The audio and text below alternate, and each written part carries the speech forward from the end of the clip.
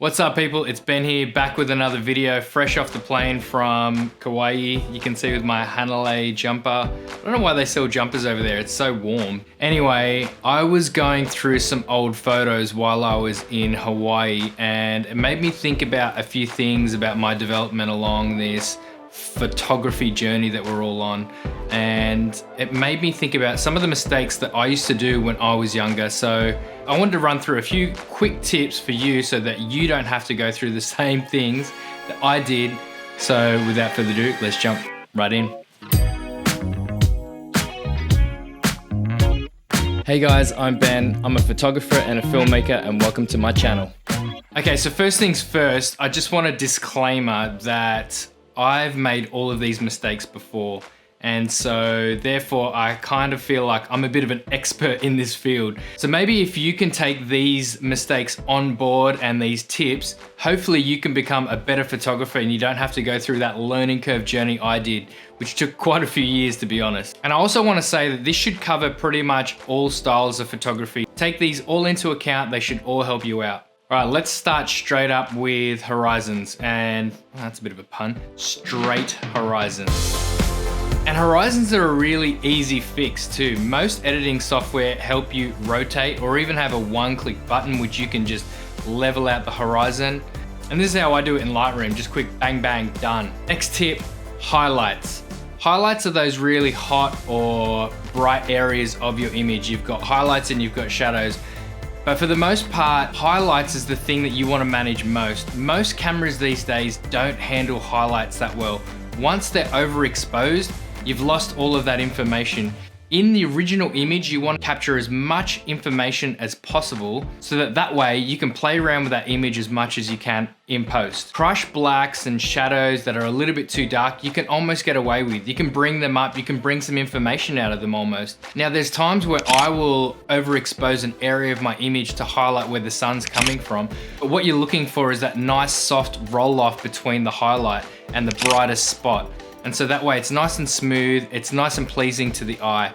When you get those harsh lines of just blown out area and then information, it's not nice. It's not nice to look at. Hopefully you don't like to look at it.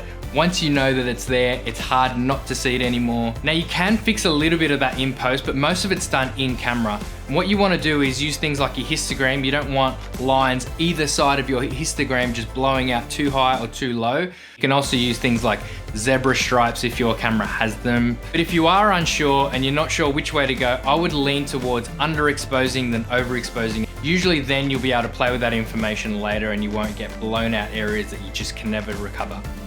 Breathe. I can't stress this one enough. Just taking a little bit of patience and just to survey your scene, just to look around, make sure that everything's okay.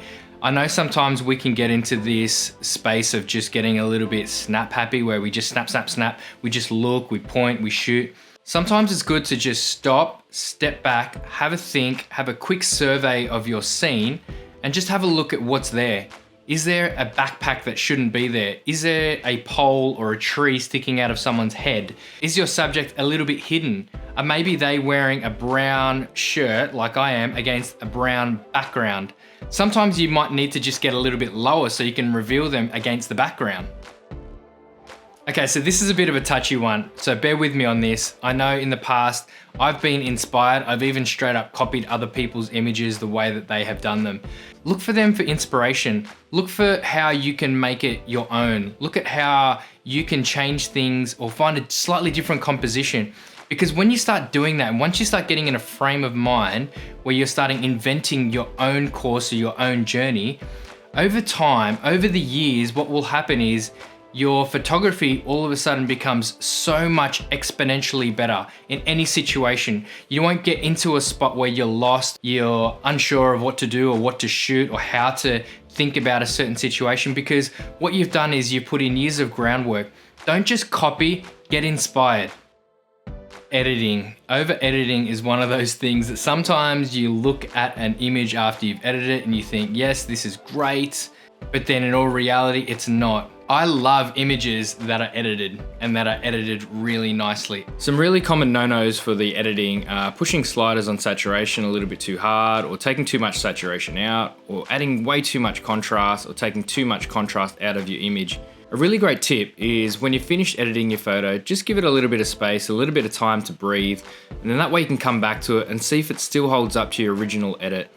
If you need to do a few more tweaks from there, you can. And what you're doing there is you're looking at it again with fresh eyes. You're looking at it as if you're showing someone else for the first time. And then that way you can get that first reaction, first initial response, and then see if you need to do any more tweaking or editing after that.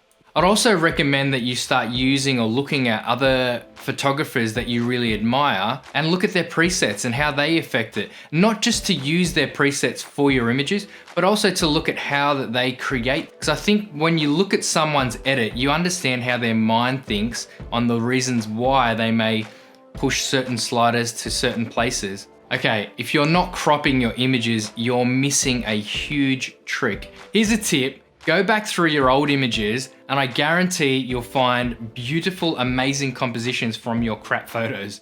Trust me, I've done it before. I've posted some of those to my Instagram too. It's one of the reasons why I bought a 42 megapixel camera. For the most part, 42 megapixels seems a little bit unnecessary, unless I'm printing huge images, which I do from time to time.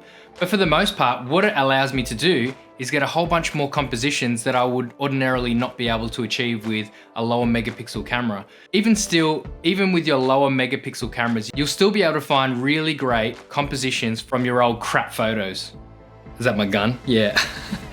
Okay, so keep shooting, don't stop. If you aren't shooting all the time and you're not going out for regular shoots, then you're probably not learning anything either.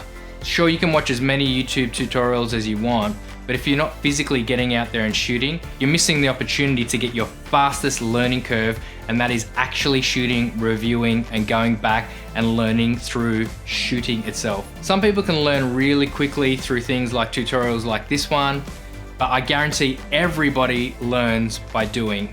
And you gotta keep doing. Shoot different styles, try something else out, try something different. If you're a portrait shooter, try shooting some landscapes. If you're a landscape shooter, try shooting some street.